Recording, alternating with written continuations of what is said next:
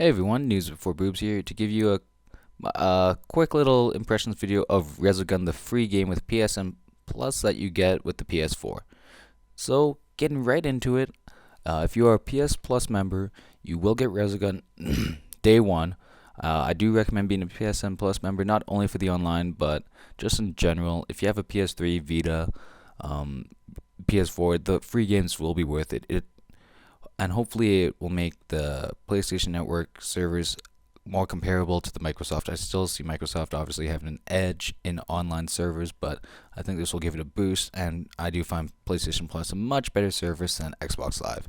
So then get into the game itself. It's a really addicting side-scrolling shooter kind of thing, but instead of it actually warps around the city where you have to try and save the last humans, as you'll hear every time through the speaker of the DualShock 4. Um, you can play it on rookie, experience, and I believe the third one's veteran or master. I've played all three, and whichever one I misspoke, that's the fourth one.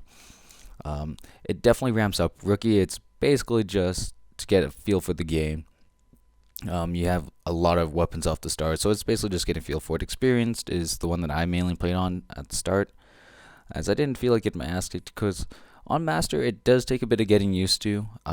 Stuff does get crazy on it. It's a lot of fun, though. It's really addicting to see if you can try and get the high score, try and save all those humans, try and upgrade your weapons and overdrives and all that.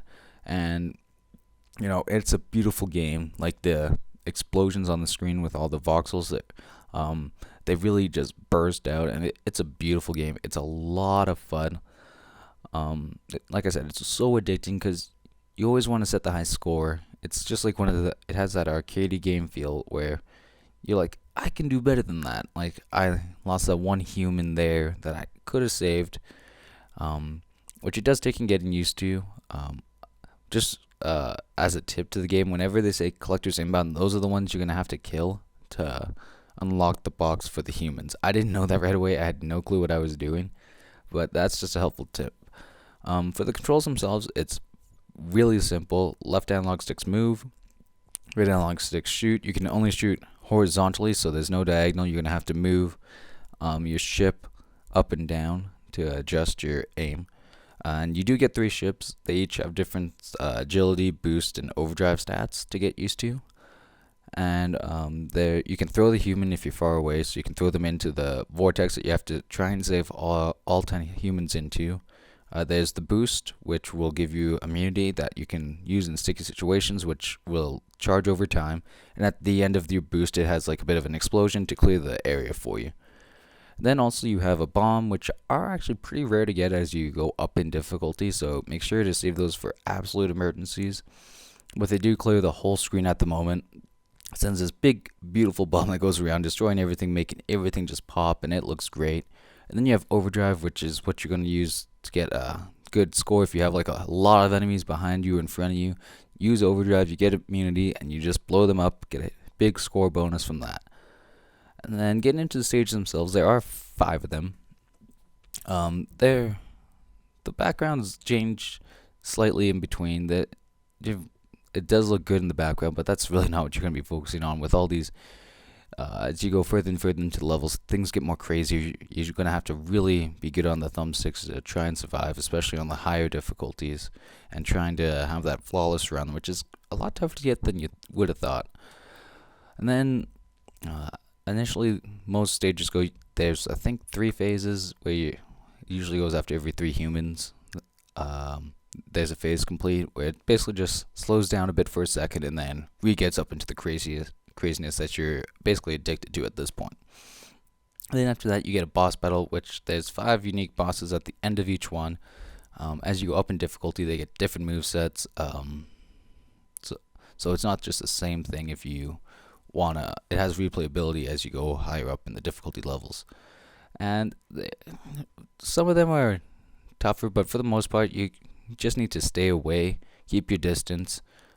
Just watch for their fires. It's not too difficult of a boss fight, but you will be mad if you're doing arcade mode. I guess I should mention that. There's arcade mode, which you play through all 5 levels, and then there's single level mode where you just do the 1 level.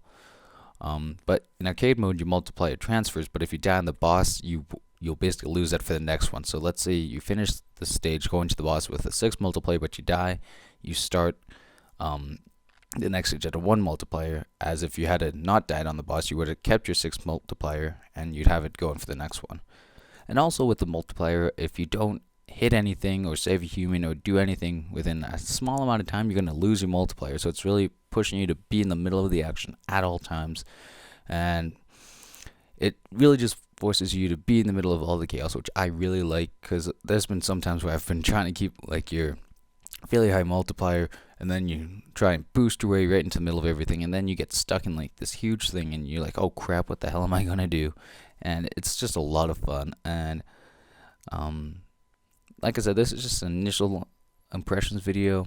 I've probably put like 5 or 6 hours into it. It is a lot of fun. I'd highly recommend it, as you should have PlayStation Plus with your PlayStation 4s. You do have a 30-day free trial regardless.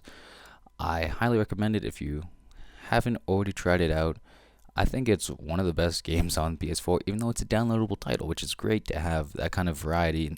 And it's really addicting. You're going to find yourself always wanting to get a higher score, trying to save the last humans. And like I said, I can't recommend this highly enough. It's one of my top games so far on the PS4.